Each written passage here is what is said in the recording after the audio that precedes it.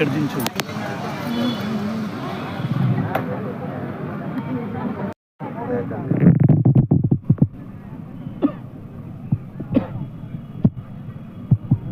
ఓం శ్రీ సత్యదేవాయ నమః.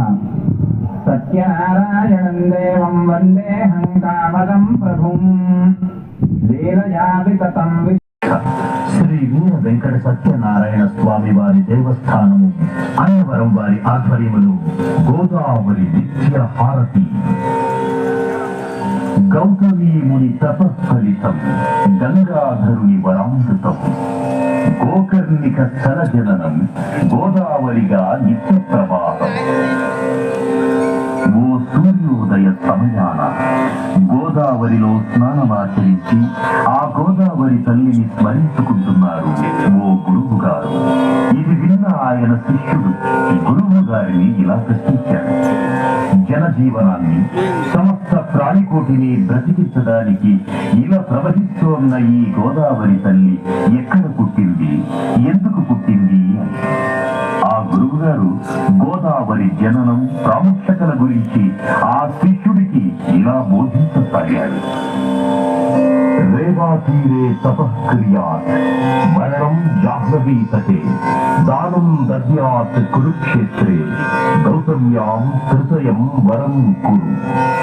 నర్మదా నది తీరంలో తపస్సు చేసిన విశేష ఫలితం, గంగా నది తీరాల శరీరాన్ని వదిలిన విశేష ఫలితం, కురుక్షేత్రంలో దానం ఫలితం ఈ గోదావరిలో స్నానం ఆచరించడం వల్ల కలుగుతుంది అంటూ నీలా సందిగ్ధంలో ఉన్న ఎంతో మంది ఉంటారు.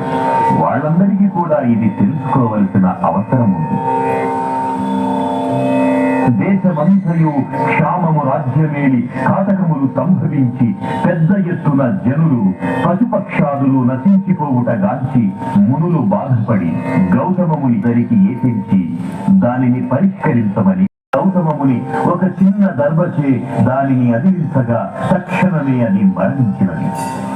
ఇది చూసిన మునులు గౌతమముని గోవధ గావించినాడని ఘోషించుతుండగా గౌతమముని దీనికి ప్రాయశ్చిత్తమేమిటి అని ఆ మునులను అడిగారు.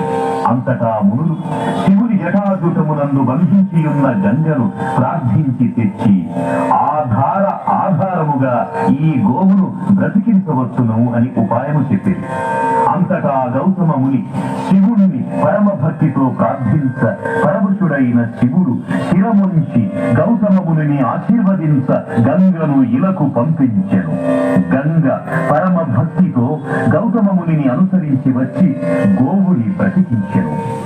గోవుని బ్రతికించుటకై ఇలకేటించిన గంగ గౌతమముని వలన వచ్చినది కనుక గౌతమిగాను, గోదా నుంచి ప్రవహించినది కనుక గోదావరిగాను ప్రసిద్ధి చెందెను అని తనకు తెలిసిన వృత్తాంతమును శిష్యునికి వివరించెను. పవిత్రమైన కార్యాచరణకు వచ్చినది కనుకనే గోదావరి తల్లి పవిత్రమైనది. పశ్చిమ కనుమలలోని నాసిక్ నందుగల గోకర్ణికం నుండి ఒక చిన్న ధారగా ప్రవహించి నదిలా మారి దక్షిణాన భద్రాచలమందు రామపాదములను తాకి పంచవటి మీదుగా పాపికొండలను ముద్దాడుతూ ఉభయ గోదావరులకు జీవాధారమై అఖండ గోదావరిగా రాజమహేంద్రవరానికి పరమయ్యింది. ఈ సప్త గోదావరికి సప్త ఋషులే ప్రతీకలై నిత్యహారతినిస్తున్నారు. భక్తులు నిశ్శబ్దాన్ని పాటించి హారతులు తిలకించ ప్రార్థన.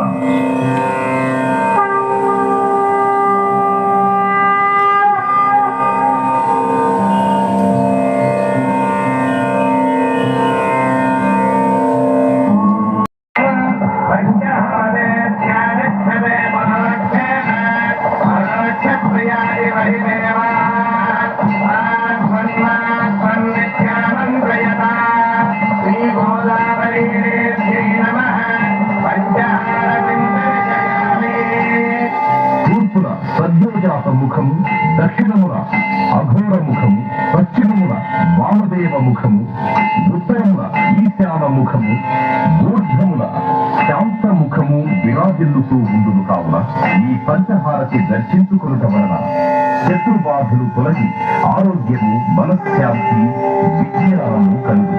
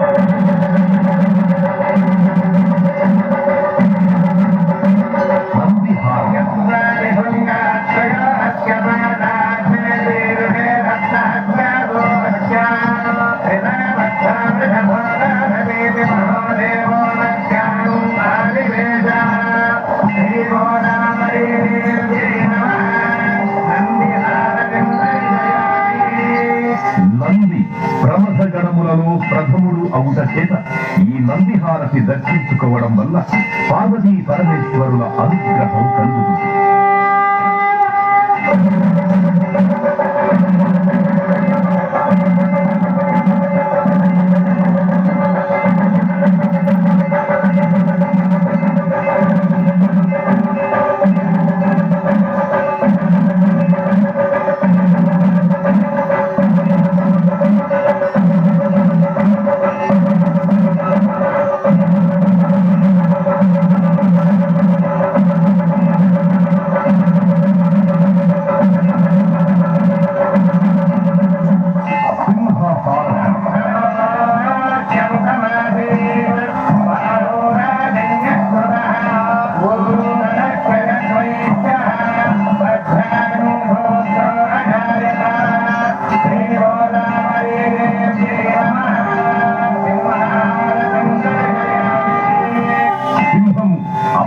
వాహనము అగుట చేత ఈ సింహహారతిని దర్శించుకోవడం వలన మానసిక ఆందోళనలు భూత ప్రేత